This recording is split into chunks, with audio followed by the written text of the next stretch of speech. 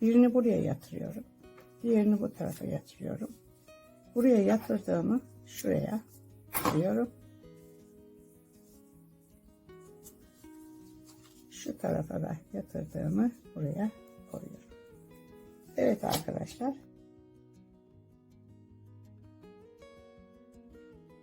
Mini kareleri nasıl yaptığımı size anlatmıştım.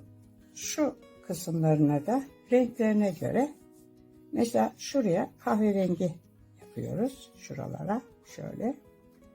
Mesela burada da şu kısımlara da böyle yazılı olanlardan yapıyorum.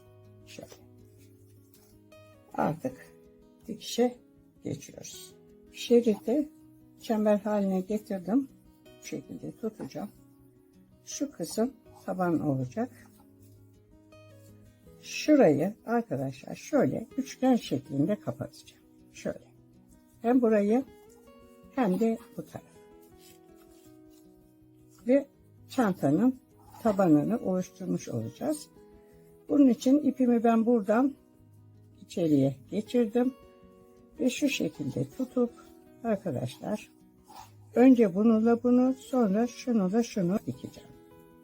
Tabanı yapıyoruz arkadaşlar. Bu göğüs çantasında ayrıca bir taban yok. Taban kendiliğinden olacak.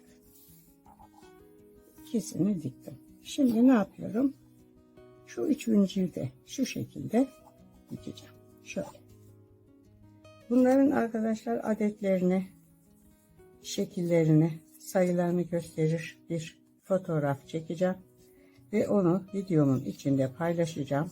Bütün bunların nasıl yapıldığını siz orada rahatlıkla göreceksiniz.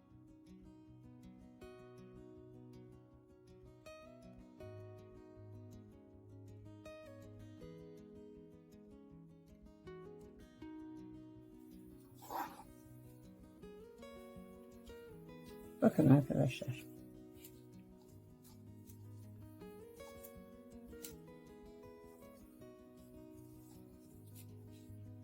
Burayı diktim. Gördünüz mü? Bakın. Şöyle oldu. Şimdi arkadaşlar şu kısmı da aynı dikeceğim. Şimdi burayı dikeceğim. Burayı da aynı bu şekilde şöyle üçgen olarak dikiyorum. Giriyorum. Kendinden taban oluyor bunlarla bu çantada.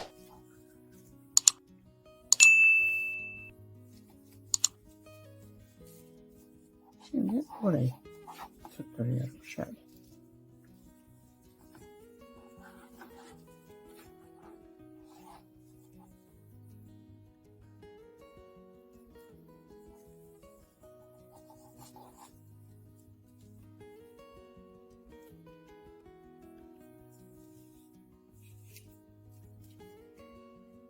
Bakın arkadaşlar.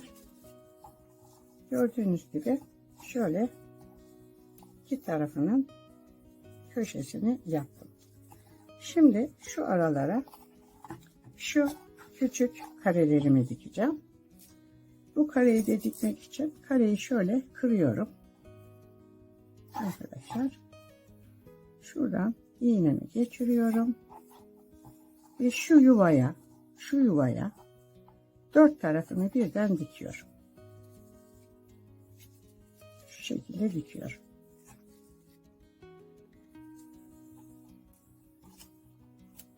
Şöyle dikiyorum.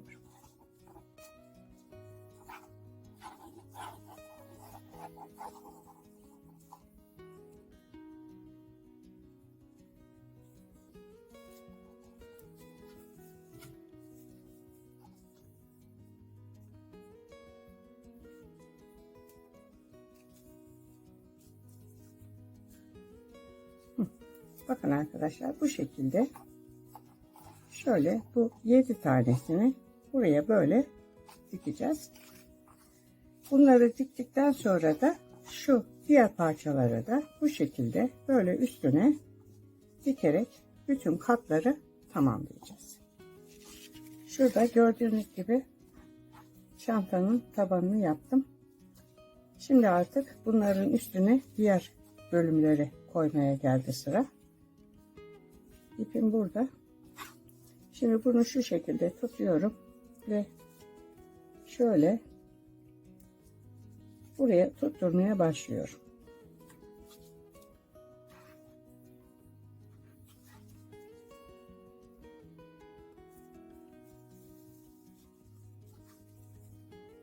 Herhangi bir kırma işlemi yapmadan dümdüz dikip gideceğiz arkadaşlar.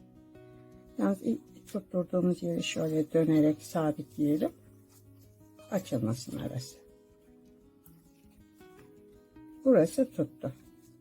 Şu şekilde şöyle bakın dönerek gördüğünüz gibi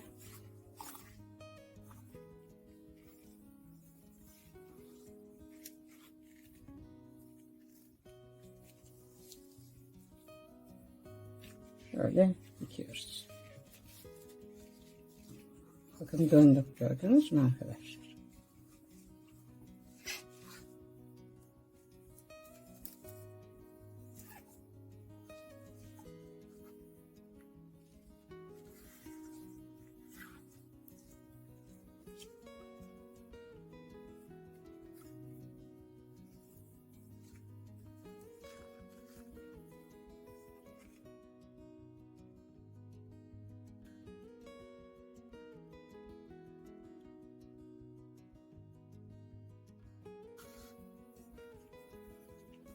Şekilde arkadaşlar böyle 7 katın tamamını bu şekilde dikeceğim. Arkadaşlar bakın göğüs çantasının alt kısımlarını tamamen diktim. Şimdi üst taraflarını dikeceğim. İpim burada. Şuradan itibaren bunun üst katlarını tutturmaya başlayacağım. Bunun için ne yapıyorum arkadaşlar? Bunu çember haline getirmiyorum. Böyle açık olarak dikeceğim. İpim burada. Tam burada. Bakın şu köşeden itibaren şöyle şuradan itibaren tutturuyorum. Şuradan ipimi geçirdim.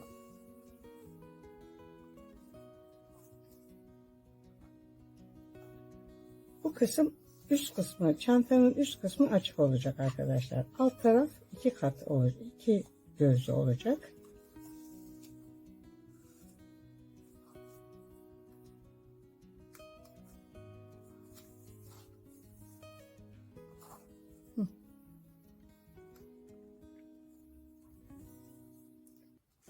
Böyle zikzak olarak gidiyoruz.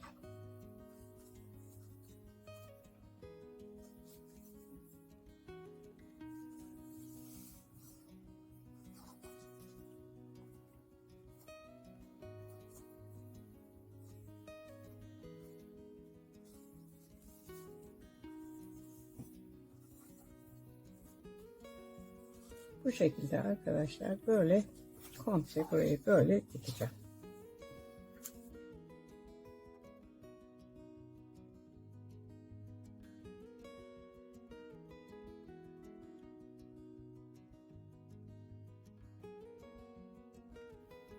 Bakın arkadaşlar şu kısım açık oluyor. Gördünüz mü?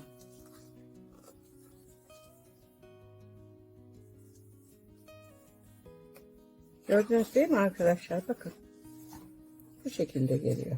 Bakın arkadaşlar.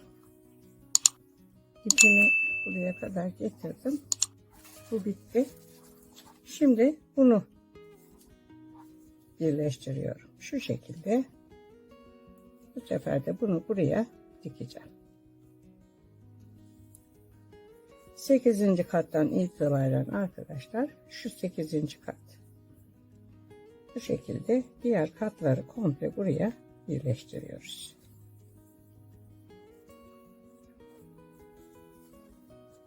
Şöyle.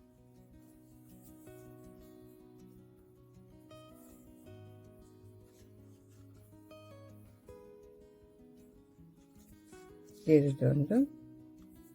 Buraya birazcık daha sağlam başlayalım burayı. Bu şekilde arkadaşlar hepsini böyle tek tek şu şekilde birleştireceğim. Bu göğüs çantası veyahut da siz sırt çantası olarak da kullanırsınız, yaparsınız bunu. Bu şekilde ana gövdesini bitirdim. Şimdi bunun şu ağız kısmına fermuar yapacağız. Fermuarı hemen şuradan şöyle başlıyorum. Fermuar dikimi ile ilgili arkadaşlar videom var. Onu açıklama bölümüne eklerim. Linkini. Oradan da görebilirsiniz. Ama şimdi size burada kısaca göstereceğim. Şimdi iğnemi tersten döndürüyorum ve şu düğümü içeriye saklıyorum. İpim burada. Şimdi bakın fermuarımın ağzını açıyorum. Şöyle şuraya işaretleyerek şu şekilde tutuyorum ve şuradan itibaren arkadaşlar şöyle şurada ipi dikmeye başlıyorum. Fermuara şöyle küçük bir çentik atıyorum. Sonra şuradan giriyorum. Buradan giriyorum. Şöyle şuradan tekrar bir çentik ve tutturuyorum. Bakın şöyle. Gördünüz mü? Ve buraya geçiyorum. Ve buraya da şöyle küçük bir çentik atıyoruz.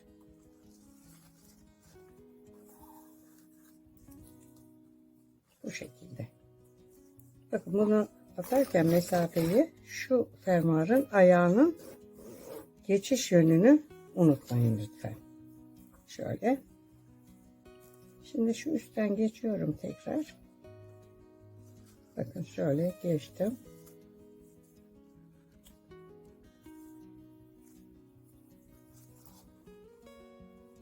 Şöyle. Yine buraya bir çentik daha atıyoruz. Bu şekilde arkadaşlar bütün fermuarı bu şekilde çantaya dikeceğiz. Şöyle.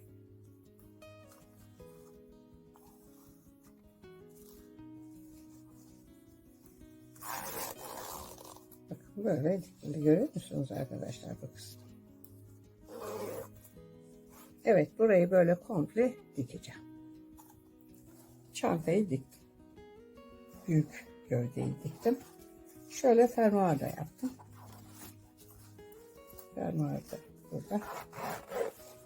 Bu şekilde fermuarı kapatıyoruz ve açıyoruz. Arkadaşlar ekrana sığdıramadığım için göstermekte zorluk çekiyorum ama anlamışsınızdır nasıl yapıldığını. Çantanın büyük gözünü diktim.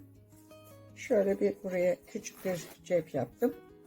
Bu cebin biraz daha büyük olmasını istiyorsanız şu mesafede arkadaşlar 36 tane kağıdım var. Bunun sayısını 40'a çıkarttığınız zaman bu cepte ona paralel olarak biraz daha genişleyecektir ve dolayısıyla bu cebe rahatlıkla mesela bir kartınızı sığdırabilirsiniz. Şu anda bu boyutta buraya sadece ufak not kağıtları falan sığabilir.